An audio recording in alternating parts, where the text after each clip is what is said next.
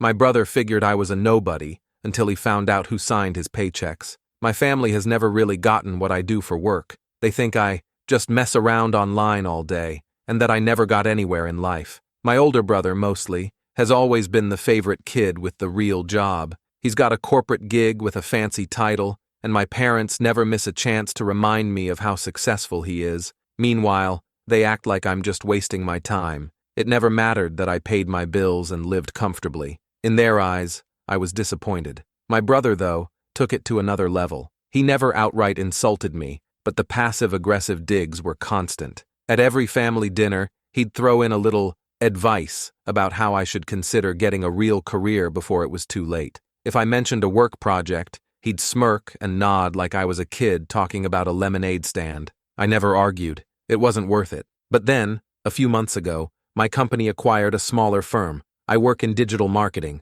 and my business has grown enough to start expanding. I didn't pay much attention to the specifics of who we were acquiring. I left that to my HR team, but I knew we were bringing on their entire staff. Fast forward to last weekend, family barbecue, same old routine. My mom asked my brother how work was going, and he went on about a big merger that had shaken things up. He complained about new management, saying they were making a lot of changes. Apparently, the new policies were out of touch, and whoever was in charge had no idea what they were doing. I was half listening, but then he mentioned something that caught my attention. He said the CEO was some clueless startup guy who had no business running a company. He ranted about how frustrating it was to answer to someone who probably made cringy YouTube videos in his mom's basement. I took a sip of my drink and looked at him. "What's the name of your new CEO?" He rolled his eyes and said my company's name. I nodded. "Huh, that's interesting." He frowned. "Why?" I pulled out my phone and opened an email,